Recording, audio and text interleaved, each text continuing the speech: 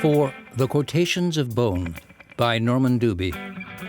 The poems in Dubie's newest collection are deeply anaric, governed by vigorous, leaping energy that brings the intimate into contact with history and blurs the distinction between what is real, because it once happened, and what is real because of the emphatic manner in which it has been felt.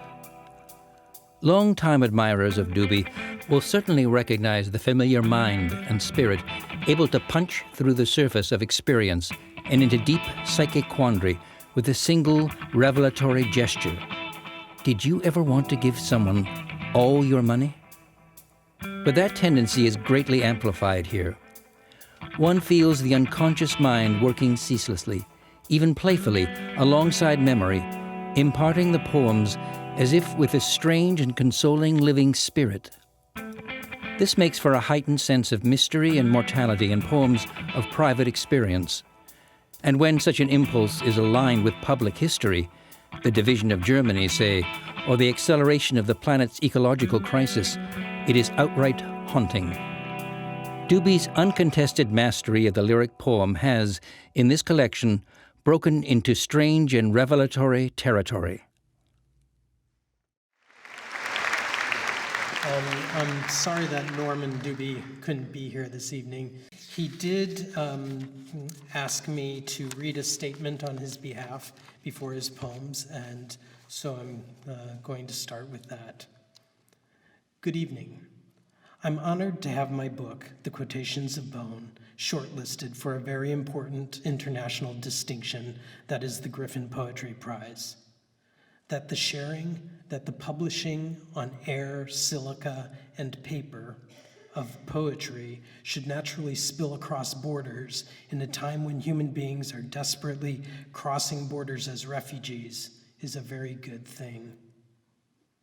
This morning, I was reading two wonderful poets, the Swedish poet Tranströmer and the Israeli poet Amichai, and I was reminded all over again of how our survival on Earth is, of course, a planetary concern that should refuse the narrow considerations of geography, color, religion, politics, and the marketplace. This is an urgent concern because even Mother Gaia is at risk in this current crisis. I believe, with His Holiness the Dalai Lama, that the Earth and its people must be protected by all of us, and not simply by concerned elites. Those of us who live for the arts must live as well for good heart, and whatever skillful means may accompany that good heart.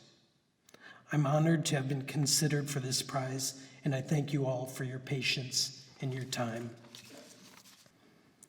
You kissed me sweetly on the bald spot of my head, your lips cold with tea you had been drinking all morning. You said your eyes hurt, that the tennis ball was colored that weird green, so to be visible above the clay court, but not in the long grass beyond the fence. You said your eyes had shellac on them. You have 2 whiskers growing from your chin.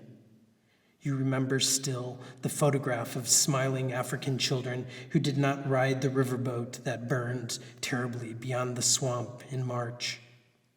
You thought maybe 2 more weeks of this and the long Labor Day weekend, and then you'd wished we were all dead. Not the whole fucking planet, just our country, and 2 or 3 others thrown in.